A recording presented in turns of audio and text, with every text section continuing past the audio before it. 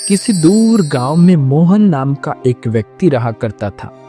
मोहन इतना दान्य पुण्य में विश्वास रखता था और हर कोई उसकी बस तारीफ करता था। मोहन के पास भले ही अपने खाने को कुछ ना हो, लेकिन वो दान पुण्य करने में कभी पीछे नहीं हटता। एक रोज सुबह सुबह मोहन खाना बनाकर जैसे ही खाना खाने बैठा, उसके दरवाजे पर एक भिखारी का आना होता है। कुछ खाने को दे दो बेटा, कल से भूखा हूँ। कुछ खाया पिया ही नहीं है, अब तो चला भी नहीं जा रहा।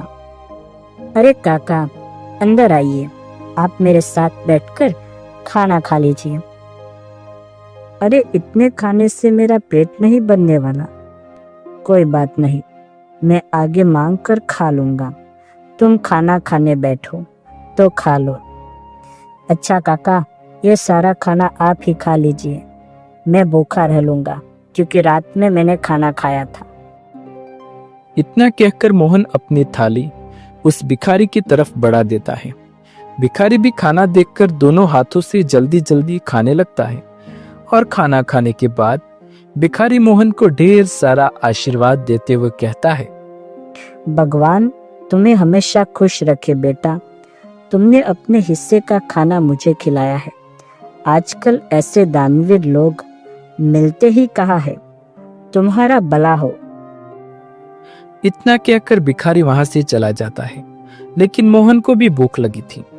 अब वो रसोई में जाकर रसोई में रखे डिब्बे को देखने लगता है, जिसमें अन्न का एक दाना नहीं था। चलो कोई काम देखता हूँ, कहीं से खाने पीने का बंदोबस्त तो हो जाएगा। बस उस बेचारे का पेट भर गया, मुझे बहुत सुकून मिल रहा है। अब मोहन घर से निकलता है। तभी राजू उसे गांव में देखकर अपनी पत्नी से कहता है, अरे कब से ये अनाज की बोरियां मैं अकेले ही उठा रहा हूँ। अभी मोहन को बुलाता हूँ, तुम देखना वो कैसे मेरी मदद करेगा। उसे तो वैसे भी लोगों की मदद करने का भूत सवार है। खुद भले ही जेब में फूटी कौड़ी न हो, लेकिन बड़ा दानवीर बनता है ये भी। अब राजू मोहन को आवाज लगाकर बुलाता है, अरे क्या हाल चाल है राजू भाई, सब ठीक तो है ना? ये अनाज की बोरियां खेतों से ला रहे हो क्या?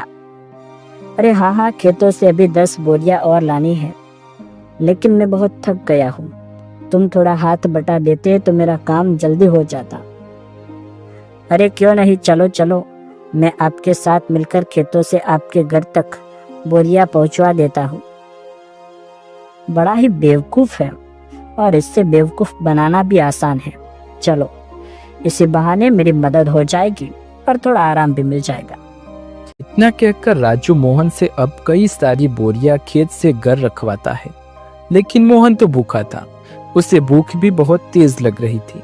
अब बोरियां रखने के बाद राजू मोहन से कहता है, बहुत बहुत शुक्रिया मोहन भाई, अगर तुम ना होते तो मुझे ये बोरियां ढोते ढोते रात हो जाती। कई घंटे बोरियां ढोने के बाद मोहन थक जाता है और अब वो उधार लाला की दुकान से राशन लेकर खाना बनाकर खाता है। अगली सुबह उसके दरवाजे पर किसी के रोने की आवाज आ रही होती है। मोहन नींद में होता है और दरवाजा खोलता है तो देखता है उसका पड़ोसी जग्गू अपनी पत्नी को पीट रहा था।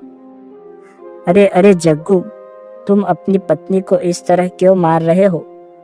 अरे क्यों ना मारूं, मेरी पत्नी मेरी मर्जी, तू कौन होता है बीच में बोलने वाला? देख जग्गू, ऐसे सुबह सुबह मारपीट करना सही बात नहीं है। पूरे गांव के लोग इकट्ठा होके देख रहे हैं, ये सब अच्छा है क्या? अरे मोहन बेटा, तू भी किसे समझा रहा है? इसे समझाना मतलब अपना सिर दीवार पर मारने वाली बात है।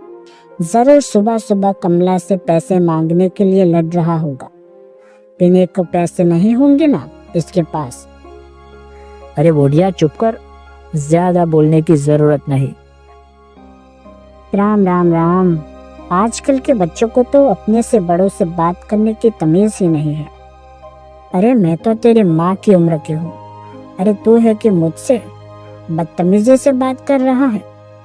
लेकिन मैंने तो नहीं कहा आपको कि मेरे बीच में बोलने के लिए। इतना कहकर जग्गू फिर से अपनी पत्नी कमला को मानने लगता है। मोहन से ये सब देखा नहीं जाता और वो जग्गू का हाथ पकड़ लेता है और उसे एक जोरदार तमाचा लगाता है। ये देखकर सारे गांव वाले ताली बजाने लगते हैं। बिल्कुल ठीक किया, ये इसी के लायक है। अरे अपनी पत्नी पर हाथ उठाता है और खुद को मर्द समझता है। अरे मोहन भाई, आपने बिल्कुल सही किया। इसे तो मार मार कर गांव से निकाल देना चाहिए। इसे तो मैं नहीं छोड़ूंगा। मुझे पैसे चाहिए। अगर मुझे शाम तक पैसे नहीं मिले तो इसे और भी मारूंगा। फिर देखता हूँ इसे कौन बचाने आता है। अब ये ले पैसे और अब जा यहाँ से। और अगली बार अगर तूने अपनी पत्नी पर हाथ उठाए ना तो तुझे थाने में डलवा कर अच्छे से कुटाई करवाऊंगा तेरी, समझा? बिल्कुल सही किया बेटा। इसके साथ गांव के ढेर सारे लोग ये तमाशा देख रहे होते हैं।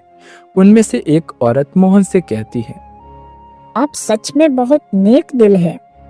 हर किसी की मदद करते हैं, हर किसी का भला चाहते हैं। हम गांव वाले बस आपसे इतना कहना चाहते हैं कि अगला हमारा सरपंच आप ही हो, ना कि वो सज्जन सिंह। अरे क्या बात कही तूने। ये बात तो काफी समय से मैं दिल में दबाए बैठी थी। अरे हाँ, बिल्कुल मोहन भाई, गांव का सरपंच बनिए तो गांव में विकास होगा, तरक्की होगी। उस सज्जन सिंह के पास तो गांव के लोग जाने से भी डरते हैं, और रही उसे कुछ बताने की बात तो कोई भी उसके सामने मुंह नहीं खोल पाता। मोहन हर किसी की हर तरह से मदद करता था, जिस वजह से गांव के लोग मोहन को अपना अगला सरपंच बनाने का फैसला करते हैं। अब सरपंच तक ये बात पहुंचती है। सरपंच तिल मिला उठता है। क्या इस मोहन की इतनी हिम्मत? खाने को लाले पड़े हैं लेकिन सरपंच बनने का सपना देख रहा है। इसे तो मैं छोड़ूंगा नहीं। अरे हाँ मालिक, और तो और गांव वाले कह रहे हैं कि चाहे कुछ भी हो जाए सरपंच तो मोहन ही बनेगा। अब आपको ही कुछ करना होगा, वरना मोहन आपकी गद्दी लेकर ही मानेगा। सरपंच अब सोच में पड़ जाता है कि वो ऐसा क्या करे जिससे उसके रास्ते का काटा मोहन हमेशा हमेशा के लिए इस गांव से चला जाए। अगले चुनाव में गांव के लोग मोहन को सरपंच बना देते हैं। अब ऐसे ही कई दिन बीत जाते हैं और जब राशन देने की बारी आती है तो सरपंच बड़े ही चालाकी के साथ राशन में मिलावट करवा देता है, जो मोहन को बिल्कुल पता नहीं था। अरे बेटा, तुझे सरपंच बनता हुआ देख बहुत खुशी हो रही है। अब कम से कम राशन अच्छा तो मिलेगा और समय पर भी मिलेगा। अरे हाँ, सब कुछ अच्छा ही होगा। आप लोगों ने इतना विश्वास करके मुझे इस गांव का कारोबार संभालने का जिम्मा दिया है और इसे मैं अच्छे से निभा सकूं, बस यही दुआ करिएगा। अरे हाँ, अब गांव में विकास और तरक्की आने से कोई नहीं रोक सकता। गांव में राशन बांटने के बाद सभी खुश थे कि उन्हें पहली बार पूरा राशन मिला है, वरना सरपंच सज्जन सिंह तो आधे से ज्यादा राशन काट लिया करता था। लोगों को राशन मिल चुका था, लेकिन अगले दिन पूरे गांव में शोर मच जाता है कि उनके नए सरपंच मोहन ने मिलावट राशन दिया है। अब गांव वाले एक जगह इकट्ठा होकर मोहन से सवाल करते हैं, हमने तुम पर विश्वास करके तुम्हें गांव का सरपंच बनाया और तुमने हमारे साथ विश्वासघात किया। मोहन बेटा, मुझे तुझसे ये उम्मीद नहीं थी। अरे राशन में मिलावट करके क्या मिला तुम्हें? तुम तो गांव वालों के लोगों का हमेशा से भला चाहते थे, तो भला फिर राशन में मिलावट क्यों की? इतना मिलावट तो सरपंच भी नहीं करते थे। हमने तुम्हें सरपंच बनाकर गलत फैसला ले लिया है। बिल्कुल ठीक कह रही है दादी। अभी के अभी तुम इस गांव से निकल जाओ। तुम इस गांव में रहने के लायक नहीं हो। ये सारी बातें चल रही होती है कि तभी वहां सरपंच आ जाता है। अरे हाँ, इसे अभी के अभी गांव से निकाल दिया जाए। इस पर विश्वास करके तो हमने बहुत बड़ी गलती कर दी। अब मोहन को गांव वाले गांव से निकाल देते हैं। सरपंच और उसका नौकर बहुत खुश थे, क्योंकि ये सब की उनका किया धरा था, उनका ही हाथ था इसमें। अब गांव से निकलने के बाद मोहन काफी दूर आ जाता है। वो थक हार कर एक पेड़ के नीचे बैठकर गांव वालों के बारे में सोचने लगता है।